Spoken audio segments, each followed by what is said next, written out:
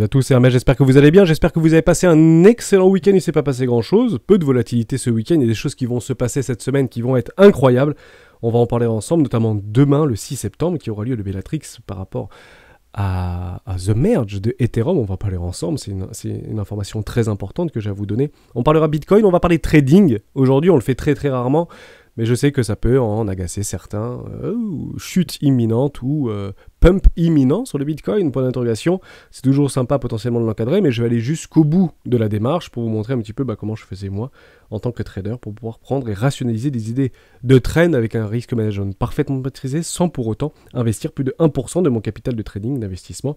Je vous montrerai tout ça. On fera un tout petit détour côté énergie. Est-ce qu'il faut s'inquiéter ou pas par rapport à nos factures d'électricité partout en Europe, notamment en France? Est-ce qu'on va payer 10 fois plus cher notre électricité? La question reste ouverte. On va essayer de faire une vidéo concise, précise, mais pas forcément trop longue. On commence maintenant.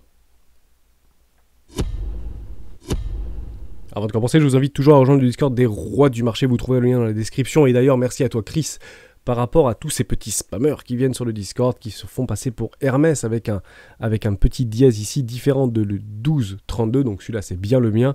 Vous avez beaucoup de personnes qui se font passer pour moi et qui viennent vous parler en message privé, qui vous demandent un ami. Je ne le fais jamais, donc si vous avez des Hermès qui viennent vous demander un ami, c'est pas moi, je ne fais jamais ce chemin-là. Vous pouvez vous venir si vous voulez, me demander un ami avec grand plaisir de vous accepter, mais je ne fais jamais le chemin inverse et il vous parle de potentiellement comment ça va, la pluie et le beau temps, et vous propose des rendements incroyables sur pas mal de petits projets crypto qui sont très intéressants ou des plateformes de trading qui sont très intéressantes. Ce sont des scams, ce sont des arnaques, faites extrêmement attention à ça. Je préfère le dire ici à l'ensemble de la communauté, ils sont extrêmement nombreux, on essaye de les bannir au fil de l'eau mais c'est très très difficile. Pourquoi?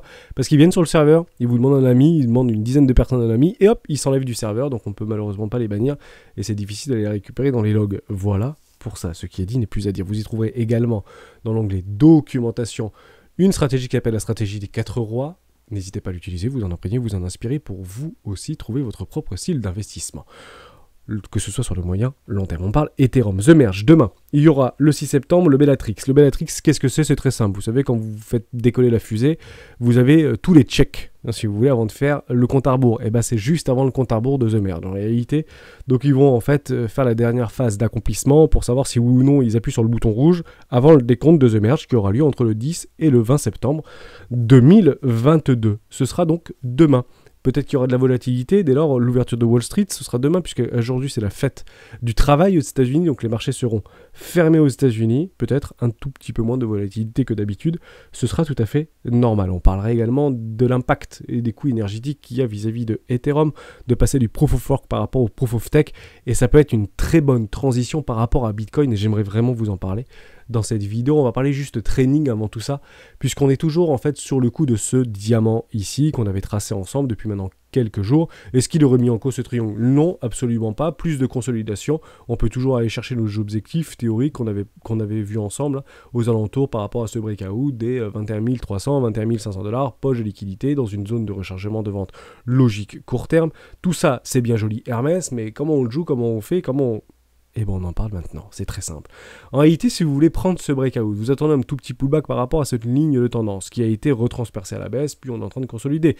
Mais jusqu'à preuve du contraire, si on voulait jouer, on est dans le trade. On met notre stop loss en dessous de la précédente structure, peut-être les 19 520 $, ou un tout petit peu plus, en dessous des 19 500 $, c'est un petit peu un prix psychologique, prix rond. Donc on va se prendre en fait sur un risque management, sur un risque récompense de moins 3%. Donc je suis prêt à perdre 3% sur ce trade, avec un risque récompense de 2, par exemple, exactement par rapport à notre objectif, un tout petit peu plus, 2,5, 2,6, pour aller chercher notre premier arrêt. Libre à vous même de prendre des TP, un TP1 au-dessus ou juste au niveau de ce range-là. Donc on vend les hauts de range, on achète les hauts de range, les bas de range. Donc premier TP ici, deuxième TP par rapport à notre objectif, exactement dans une zone de rechargement de vente logique, et un troisième TP, le TP dit final, si vous souhaitez en fait découper vos profits à partir de notre premier arrêt, sans remettre en cause notre dynamique de fond baissière sur la time frame supérieure qui est en daily. Je peux aller chercher un nouveau high pour aller chercher beaucoup plus bas. Ok pour ça. Comment maintenant je fais pour le rationaliser? Extrêmement simple. Je passe en daily. Il y a des milliers de façons de le faire. Je vous explique juste une façon que je faisais moi de mon côté. Je suis où actuellement? Dans une zone de rechargement d'achat court terme par rapport à tout ce range. Donc c'est ici que je commence à agir. C'est pas ici que j'agis, c'est ici que je commence à agir. Je vous l'ai dit, agissons. Alors, pour celles et ceux qui voulaient faire du dollar cost average, en dessous des 20 000 $, prix psychologique est un très bon point d'entrée. Pourquoi? Parce que vous êtes sur une énorme résistance, un énorme support, pardon, le support des 20 000 $. S'il cède, c'est pas bon. Mais c'est pas dit qu'il cède, jusqu'à preuve du contraire, il n'a pas encore cédé. Donc on peut agir sur ces niveaux de prix. Maintenant qu'on a ça, on va regarder un petit peu au niveau de nos indicateurs techniques. On peut utiliser par exemple le RSI. Vous avez les divergences qui sont actuellement en train de se positionner notamment en RSI. Là, vous avez le prix qui baisse, vous avez en fait le RSI qui monte. Ça, en fait, vous donne une indication sur la force du mouvement, sur la force relative au prix, réellement. Dès lors, on peut partir du principe que ici, dans des petits time frames, notamment en 4 heures, les vendeurs perdent de la force alors que les acheteurs gagnent de la force. Et c'est en gagnant de la force qu'on peut potentiellement initier des breakouts ou des retournements de tendance, en sachant que le diamant est considéré comme une partie de retournement de tendance. Mais les patterns, c'est le premier point d'entrée à une idée de trade. Ni plus ni moins. Après, on va embriquer tous nos indicateurs techniques que nous utilisons, que ce soit Ichimoku Kinkoyo, que ce soit des vagues d'Elliott, si vous avez des objectifs au niveau des Elliott Wave, que ce soit le RSI ou que ce soit le MACD. On voit ici, vous avez une magnifique divergence qui est en train de se mettre en place, notamment sur notre MACD en 4 heures. Et on ira chercher des trades en 4 heures. On ne fait pas to the moon 40 000 $ là. Là, c'est juste pour aller chercher des objectifs, des tout petits trades avec des risques-récompenses qui sont intéressants. Et on les embrique. Vous avez aussi un indicateur qui est très intéressant ici, ou une indication supplémentaire, c'est Kouz, celle qui nous le partage très régulièrement sur Discord. Je tiens à te remercier pour ça, parce que c'est d'une grande utilité. Vous avez ici, tout au long de cette descente-là, depuis les 25 000 $ à peu près, vous avez les comptes de 1000 à 10 000 $ qui ont acheté cette descente. Ils ont acheté, ils ont craqué. En réalité, ils ont commencé à vendre par rapport à ce triangle, juste ici. Donc on commence à vendre. Dès lors, on s'épuise. C'est une très bonne indication. Si vous avez des personnes qui ont acheté toute la descente et qui commencent entre guillemets à s'impatienter ou entre guillemets à désespérer, c'est un indicateur de sentiment. Et c'est très intéressant de l'observer. Et vous avez des grosses baleines ici, les 1 million, 10 millions, qui continuent, poum, à racheter ici. Et vous avez les moyens gros ici, 100 millions, 1 million, qui est quand même pas mal, et ben vous avez en fait une tendance qui est en train de se mettre en place. Des creux toujours plus hauts que les précédents et des hauts toujours plus hauts que les précédents. Dès là, ils commencent à acheter. Les gros achètent quand les plus petits vendent. Et s'impatientent. C'est extrêmement intéressant. Vous avez également sur Coinalyse 2 phases qui sont peut-être intéressantes pour pouvoir encadrer ce type de pump. En tout cas, retour haut de range pour notre premier TP. Juste là, vous avez une explosion au niveau des open interest. Vous avez ici une dépréciation au niveau de notre funding. Donc le funding est décroissant ici, on va plutôt dans le négatif. Vous avez ici un CVD spot qui baisse. C'est normal. Comme ici, il baisse. Pourquoi? Parce qu'on vient de le voir juste avant. Vous avez des acheteurs ou une grande partie, entre guillemets, des petits portefeuilles, donc une grande majorité d'entre nous, en réalité, avec un N majuscule, vendent en réalité. Mais vous avez aussi sur le CVD spot une forme de décroissance. Au même titre qu'on est en train d'observer, CVD futur, une décroissance. Pareil ici, une décroissance. Dès lors, ça veut dire quoi? Ça veut dire qu'il y a des gens qui shortent massivement dans ce bas de range. Ni plus ni moins. C'est ça l'indication que vous devez avoir. Si vous voyez ce type de configuration, ça veut dire quoi? Il y a beaucoup de personnes et des vendeurs agressifs sur le marché qui vendent actuellement à découvert et qui vendent massivement. Boum, ça explose. Qu'est-ce qui se passe derrière? On tient les supports et on va chercher le haut du range. Donc on est passé de 19 520 $ à 20 400 $. Intéressant, premier TP pris. Derrière, vous avez exactement la même chose qui est en train de se produire. Vous avez le funding qui baisse. Vous avez une explosion ici au niveau de notre open interest. Vous avez, alors c'était la même chose ici, vous avez le ratio long short qui s'apprécie. Vous avez le ratio long short qui s'apprécie, qui est calculé par rapport à un nombre de comptes, pas par rapport à la volumétrie du marché. C'est que par rapport à un nombre de comptes. Ici, vous avez un CVD qui baisse au niveau du spot et vous avez un CVD au niveau des contrats futurs qui baisse. Dès lors, quelle est la résolution probable de cette indication qu'on a sous les yeux? Potentiellement la même chose, c'est jamais différent. Short squeeze. Plus ou moins puissant, certes, mais short squeeze. Donc on reste attaché à cet indicateur. En tout cas, c'est ce qu'on est en train d'avoir sous les yeux. Ok? Voilà pour ça. Maintenant, on va rentrer dans l'hyper détail par rapport comme ça, on va jusqu'au bout de la démarche. J'ai un risque management de 3%. Je veux perdre 100 € là-dedans. Pourquoi 100 €? C'est pas les 100 € que je veux perdre parce que je les ai récupérés la semaine dernière. C'est parce que mon capital d'investissement de trading est égal ou supérieur à 10 000 €. Pourquoi 10 000 €? Parce que je ne risque jamais plus de 1% dans une idée de trade. C'est ça la règle. Le secret, il est là. C'est je mets jamais all-in sur quoi que ce soit. Donc l'idée de base, pour que ce soit simple et arithmétique, c'est je ne risque jamais plus de 1% de mon capital de trading. Si vous avez que 1000 euros, à ce moment-là, vous risquez 10 euros. Et c'est ça le jeu. C'est le temps. Le temps est votre ami. C'est très important. Dès lors, je suis prêt à perdre 100 euros sur ce trade. Formidable. Donc je mets combien ici? C'est très simple. Si j'ai 10 000 euros de capital, je peux bloquer 3 000 euros. J'arrondis, c'est 3 300 et quelques. Donc 3 000 euros ici, ou 3 333. 3 000 euros ici, à 3%. Si je viens chercher mon stop loss, qui est positionné ici à 19 450 $, je perdrai 100 $. Normal. Ouais, vous allez me dire, Hermès, moi j'ai pas envie de bloquer 3000 balles là-dedans. D'accord, à ce moment-là, vous avez la possibilité, notamment avec des contrats futurs, etc., que ce soit sur Bitget, que ce soit sur crypto.com, que ce soit sur Bybit, que ce soit sur ce que vous voulez. Binance, on peut plus le faire maintenant en France, mais comme ça, c'est à peu près, vous avez beaucoup d'exchanges qui le proposent. Et vous avez la possibilité d'imaginer de prendre pas 3000 euros de ce capital, mais 1000 euros de ce capital. Et je fais un levier x3. Dès lors, je vais bien risquer 100 $, puisque 1000 levier x3 égale 3000. Si je perds ma position, je perds bien 100 $. Un tout petit peu plus parce que les takers sont plus élevés et les frais de margin, les frais de financement sont de 0,002.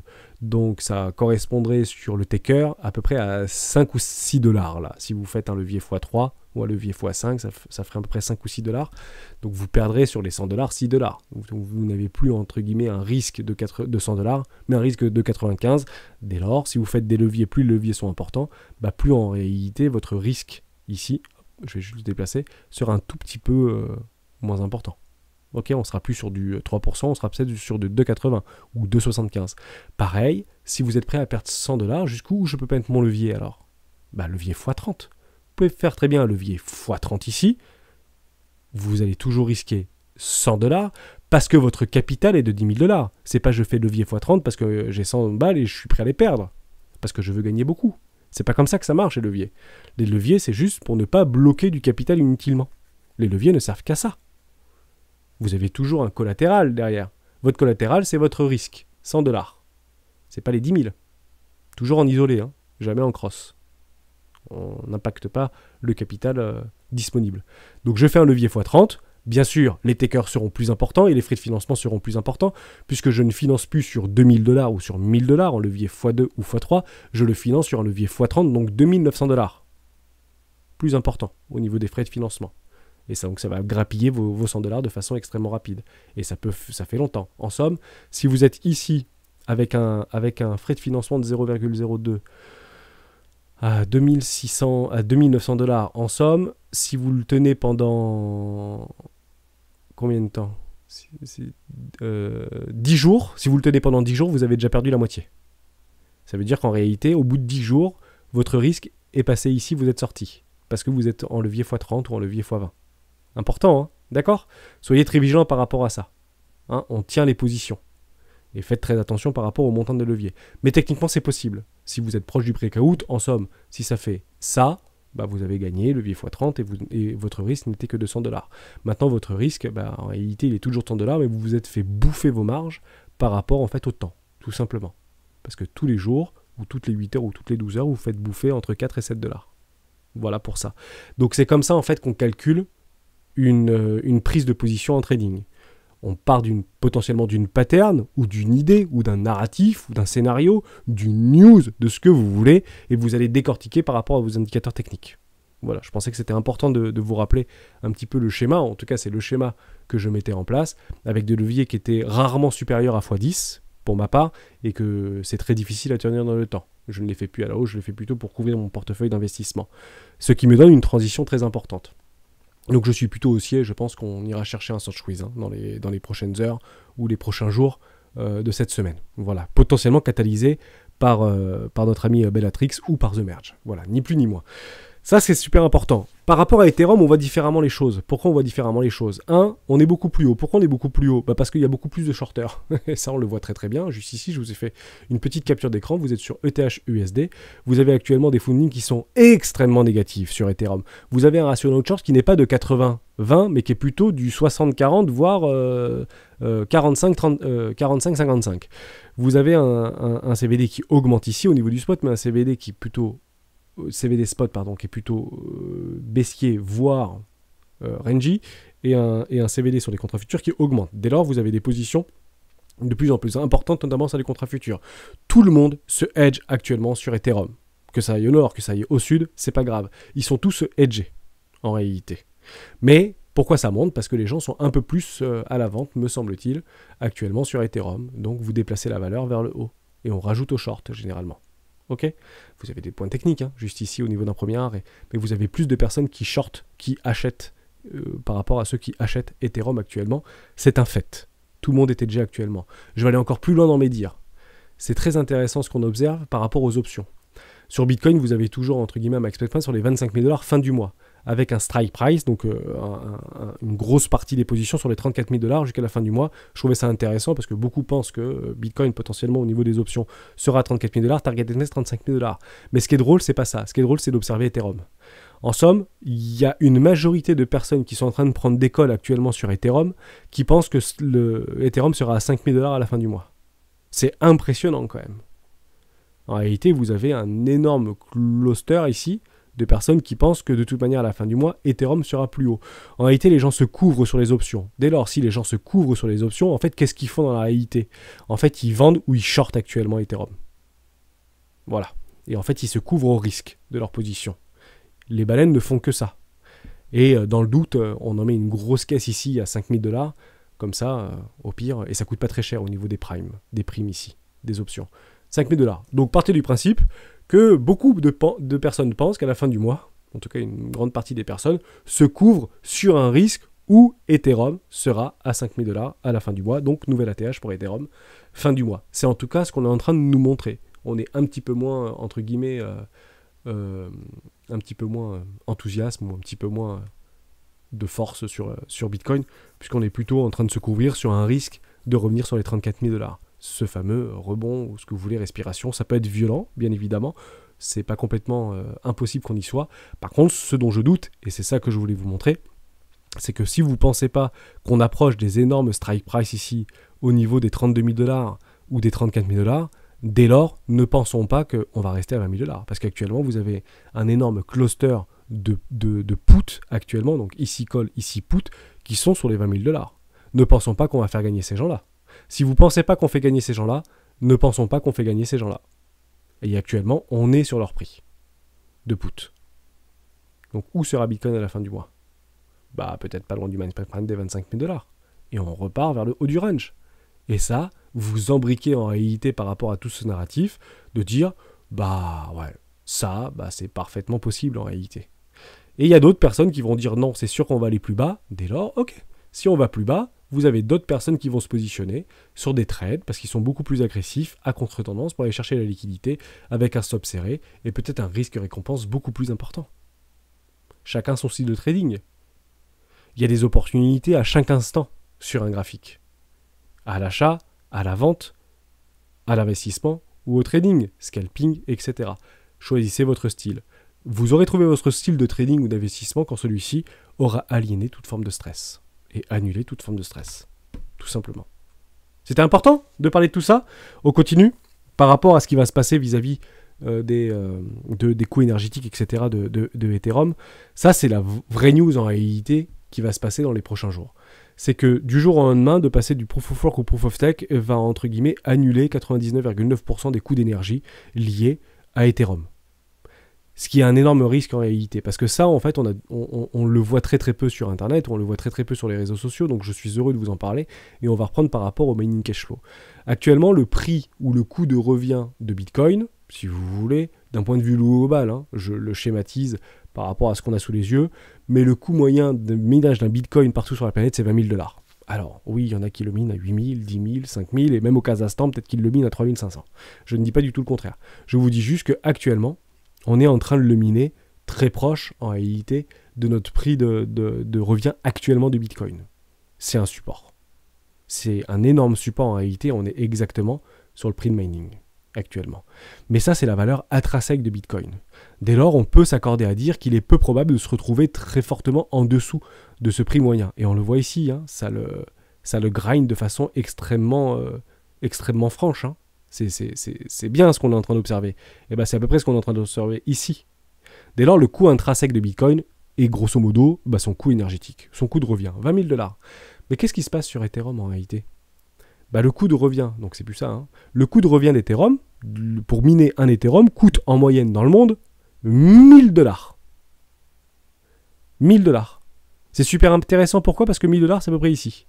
C'est intéressant aussi de l'observer parce que actuellement, si Ethereum, vous le voyez à 1500, en réalité, si c'était la même graphique que Bitcoin, on serait proche des supports. Et les supports sont proches des 1000 $. Au même titre que Bitcoin. Proche des 1000 $.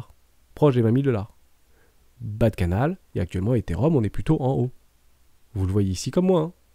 Donc si on avait suivi la même courbe Bitcoin et Ethereum, si c'était complètement, entre guillemets, comment on dit ça, corrélé, et Ethereum serait très proche actuellement, à l'heure où je vous parle, de 1000 $ ou 1050 $, proche de son coût de mining. Dès lors, dès The Merge, on supprime la valeur intrinsèque d'Ethereum.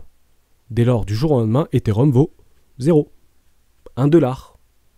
J'enlève toute la partie narrative, j'enlève toute la partie croyance, j'enlève toute la partie technologique, j'enlève toute la partie... La valeur intrinsèque pure d'Ethereum passe à 0. Eh oui, c'est intéressant. Et je vous laisse réfléchir par rapport à ça. Bien sûr, ça a un impact très bon, et c'est plutôt une bonne news, si vous voulez, d'un point de vue environnemental. Je ne dis pas le contraire. Mais je pense que ce sera potentiellement vendu. En tout cas, la news, quand elle sera là, sera potentiellement vendue au niveau de The Merge. En sachant qu'on pense que ça va venir entre le 10 et le 20 septembre, le consensus s'accorde à dire que le taux de rejet par rapport à un merge, à The Merge, qui arrivera dans 5-10 jours, est extrêmement élevé. Le report est extrêmement élevé. Ça fait 1 an qu'on nous en bassine. Mais maintenant que je vous parle de ça, et que je vous dis ça fait 1 an qu'on nous bassine, entre guillemets, de The Merge, etc., en réalité, il y en a beaucoup qui pensent que c'est sell the rumor, buy the news. Ouais, c'est probablement sell the rumor, buy the news. Alors qu'on a tendance à entendre souvent que c'est buy the rumor, sell the news. Je reprends par rapport à Bitcoin ici. Ici, c'est Coinbase, introduction en bourse. Donc c'est buy the rumor, sell the news. Ici, c'est Bito. Vous avez la possibilité sur des EFT, sur des contrats futurs, de pouvoir spéculer à la hausse sur Bitcoin.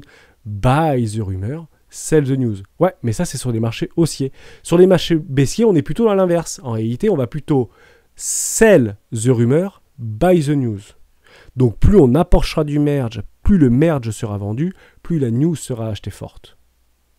Or, beaucoup s'accordent à dire, et je peux m'accorder à dire, sachant qu'il faut se couvrir actuellement, et tous les gros portefeuilles sont couverts actuellement sur Ethereum, la news sera très probablement vendue. Ouais, mais dans un marché baissier, c'est souvent le contraire de ce qu'il se passe.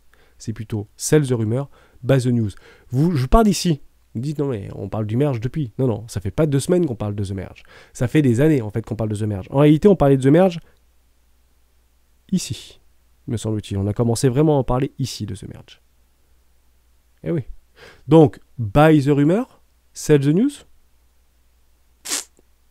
À vous de choisir votre camp. Aucun problème avec ça. Ce qui me donne une transition par rapport à Bitcoin. Sans parler de tout ce qui va se passer après sur Ethereum, on peut le voir ensemble. Très rapidement, il y a 4 grandes phases qui avaient été dictées par Vitalik Buterin. 1, The Surge. C'est ça en fait qu'on attend aussi par rapport à la technologie qui va être embarquée dans le Proof of Stake vis-à-vis d'Ethereum. C'est de passer grosso modo de 20 transactions secondes à 100 000 transactions secondes. Ça, c'est un peu l'effet wow qui est très joli sur des pancartes si vous voulez. Après, vous avez The Verge. Ça veut dire que pour les validateurs, il y aura moins besoin entre guillemets de staker. Donc moins besoin de bloquer entre guillemets sur la preuve de jeu ou d'enjeu. Et pour avoir un maximum de décentralisation, donc plus de décentralisation. En somme, on donnera la possibilité d'avoir moins d'Ethereum pour pouvoir devenir validateur. C'est intéressant, jusqu'à preuve du contraire, c'était 32 actuellement. Voilà, c'est pour ça qu'on avait acheté beaucoup d'Ethereum à l'époque, c'était en 2020. Après, vous avez The Purge. The Purge, ça va être la possibilité par rapport à la preuve de travail. Donc, vous savez que vous avez toujours la blockchain qui est enregistrée sur votre machine ou sur votre disque dur. Et ben, vous n'aurez plus besoin, en fait, de ces gigaoctets qui seront mis sur votre disque dur par rapport à la preuve d'enjeu. Elle disparaîtra, donc elle ne va pas disparaître tout de suite, puisque si ça ne marche pas, on reviendra très vite avec un hard fork sur la preuve de travail potentiellement, et ce sera une catastrophe pour Ethereum, ne nous trompons pas. Mais ça, c'est des choses qui vont arriver plus tard et qui vont potentiellement accroître la vitesse par rapport à la vitesse de transaction et la vitesse du réseau. Ça, c'est super important. Et puis après, vous avez d'autres éléments, un 4e pilier qui est finalement le plus gros pilier par rapport à Vitalik Buterin, qui est The Splur. vous pouvez l'appeler à peu près comme vous voulez, c'est tout ce qui arrive derrière, tout auquel la communauté aujourd'hui n'a pas pensé, tout ce que toute la gouvernance n'a pas pensé, que Vitaline de Tigrit et des dividendes de Consensus n'ont pas pensé aujourd'hui. Ça peut être tout ce que vous voulez, c'est toutes les applications, DeFi, pas DeFi, spatial, Web 3.0, Web 3.4.0, tout ce que vous voulez, et en réalité il explique et il réexplique, et je suis plutôt de son avis qu'on est au début de rien aujourd'hui. Voilà, aujourd'hui, Ethereum, c'est une première brique en réalité technologique qui est en train de changer un monde. Ce sont des ruptures technologiques qui sont extrêmement fortes. The Merge en fait partie de cette rupture technologique pour accélérer l'adoption sur une idée de green, de scalabilité, de tout ce que vous voulez. Et puis après, on parlera des layers 2, des layers 3, etc.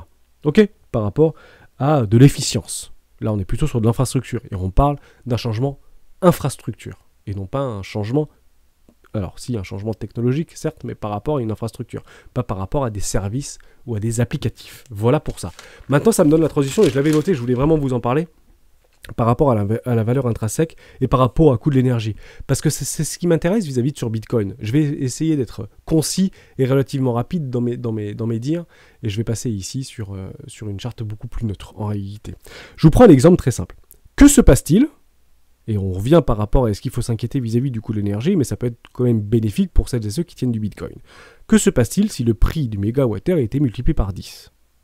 De façon à peu près globalisée en Europe, aux États-Unis et à peu près partout dans le monde.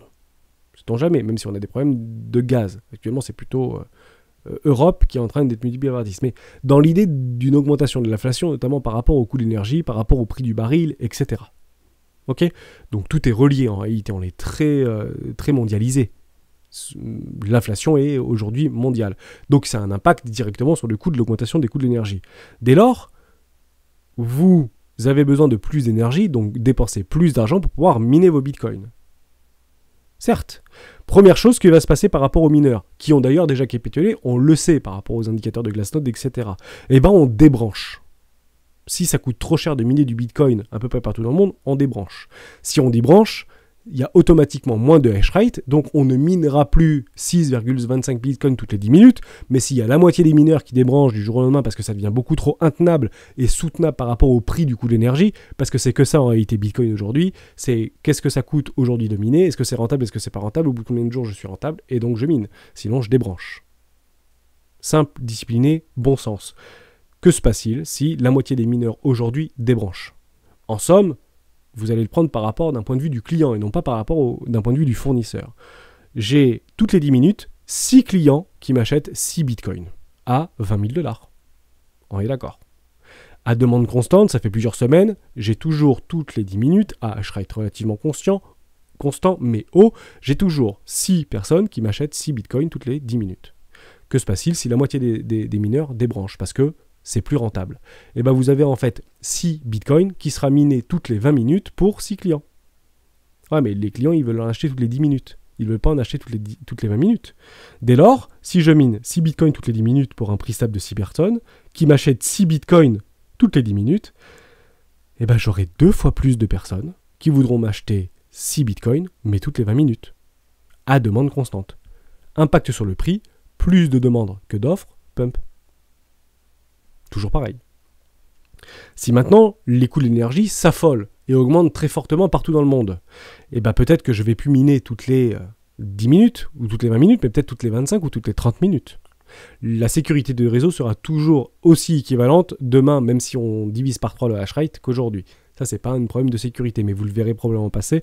Je suis très dans la prédictive, mais c'est juste pour vous rebalancer par rapport à des preuves de travail, par rapport au coût énergétique. Parce que c'est la valeur intrinsèque de quelque chose, que Ethereum perdra dans 10 jours, en réalité, ou dans 20 jours. Mais ça ne veut pas dire que ça va chuter, bien évidemment.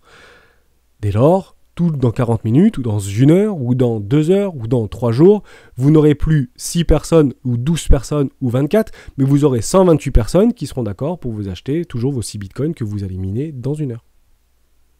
Donc, plus de demandes que d'offres, le prix augmente. Toujours cette relation.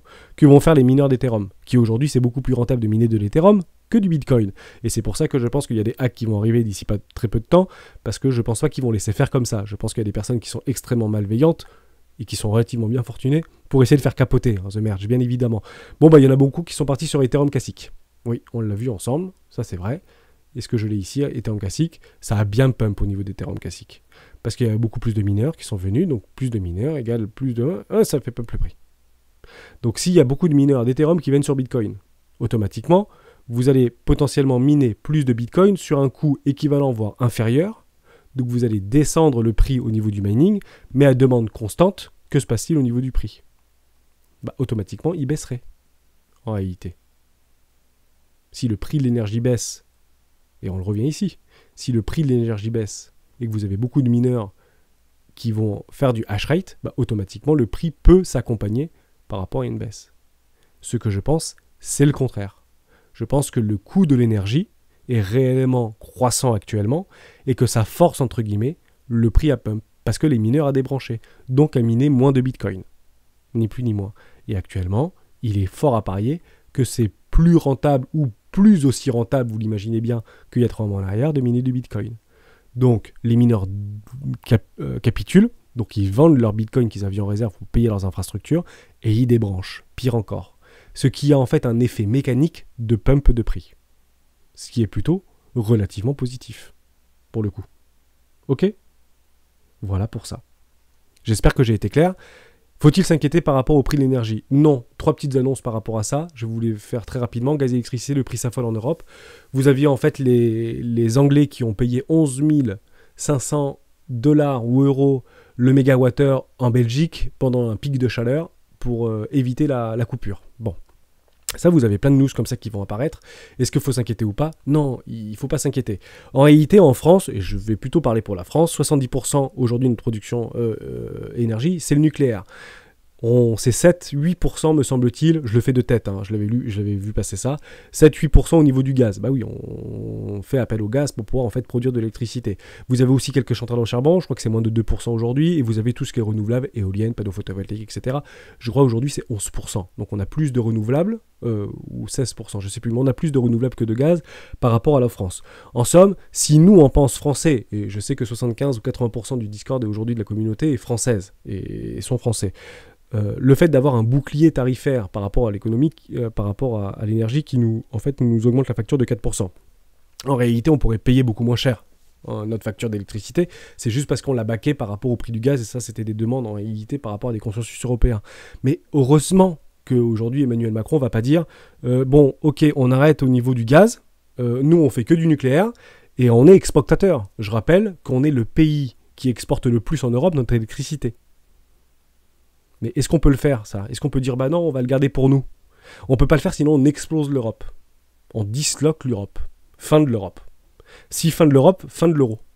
Et c'est en train de se sentir, en réalité, sur les paires euro-dollar. Alors oui, vous avez un dollar fort. Mais en réalité, si vous avez un dollar fort, eh ben, on ne voit pas vaciller les marchés financiers. Bitcoin, il part pas à zéro. En réalité, vous avez un euro qui est de plus en plus faible. Et parce que c'est ce dont on a peur aujourd'hui. Et c'est ce que je pense qu'une partie du marché price. Il price la chute de l'Europe. Et je sais que vous êtes beaucoup à le penser dans le Discord et vous êtes beaucoup à le penser dans les commentaires. Parce que vous me le dites souvent, Hermès, arrête de dire n'importe quoi, c'est la fin de l'euro, c'est la fin de l'Europe, en dessous des 1 $, ça va partir à 50 centimes de dollar, etc. Je dis pas que c'est impossible. J'ai juste qu'aujourd'hui, nos gouvernements et nos présidents et nos représentants élus, je ne parle pas des ministres qui parlent de temps en temps à la télé, etc. Je parle vraiment de nos présidents élus, ne vacilleront pas. Vous avez peut-être un peu la Hongrie qui vacille, mais techniquement, France, Allemagne, etc., ça vacillera pas. Parce que s'ils commencent à vaciller par rapport à leur direction, ça va casser l'Europe. Et je pense que ni vous ni moi n'avez envie de casser l'Europe, de casser l'euro. C'est pas du tout le but. Ce qui d'ailleurs mettrait en grande difficulté, entre guillemets, les États-Unis. Parce que si vous avez un dollar à x2 par rapport à l'euro, bah qui va acheter les iPhones? Pas moi. J'achèterai pas les iPhones. Et oui, parce qu'on les achète avec la transition en dollars, pour le coup. Normal. Donc on achètera plutôt peut-être des trucs chinois, des Xiaomi ou des Huawei. Regardez plutôt des valeurs asiatiques actuellement, et côté chinoise, alors plutôt Xiaomi que Huawei, parce qu'ils sont un peu dans l'œil du démon actuellement par rapport à leur système d'exploitation, mais pensez mécanique, pensez bon sens. Et ça, on ne le veut pas en réalité. Je continue par rapport à ce qui se passe en Belgique. Oui, Belgique, ils importent beaucoup d'énergie. L'Allemagne, en fait, produit aussi ne produit pas suffisamment d'énergie. Vous vous rappelez qu'elles avaient arrêté leur centrale nucléaire. Donc c'était, entre guillemets, plus de nucléaire. On avait continué les centrales à charbon, on n'est pas fou quand même. Et beaucoup de renouvelables. Mais donc elles nous achetaient en réalité beaucoup de nucléaire à nous. L'Allemagne achète beaucoup à la France. La Belgique achète beaucoup à la France. Mais quand tout le monde en a besoin en même temps, qu'est-ce qui se passe en réalité? Quand tu dis, ouais, mais non, mais moi je vais pas couper mon électricité pour te le vendre. Mais moi je vais pas couper mon électricité pour te le vendre. Oui, bah si, bah ok, on va tous arriver un petit peu au niveau haut, et ben moi je te le vends, et la Belgique a vendu à l'Angleterre pendant quelques minutes en réalité 11 500 $ le mégawatt. Pour information, une famille moyenne de 3 personnes ou 4 personnes consomme 120 mégawatts par an et par famille. C'est à peu près ça. 12 mégawatts, pardon. 12 mégawatts par an et par famille. Ça fait 12 000 kilowattheures. Voilà, c'est 12 000 kilowatts, je crois. À peu près ça. Donc ça fait chéro, hein. Mais bien évidemment, c'est pas le kilowatt qu'on va payer en réalité en 2023 que tous vont coûter 1 000 $ le mégawattheure. C'est pas vrai. C'est juste la partie qu'on consomme. Et nous, en France, eh ben, en fait, on n'en consomme pas beaucoup.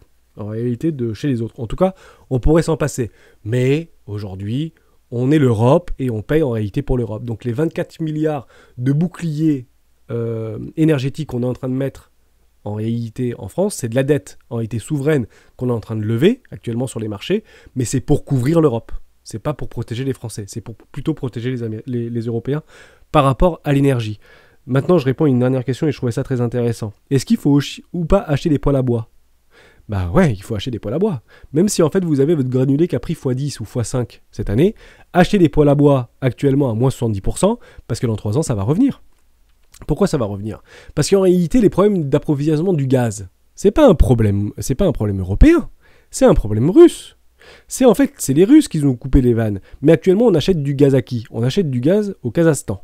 Oui, je crois au Kazakhstan. On achète du gaz à la Chine actuellement. Et on achète beaucoup de GLP à la Chine actuellement. Mais il vient d'où ce gaz? En fait, il vient de la Russie.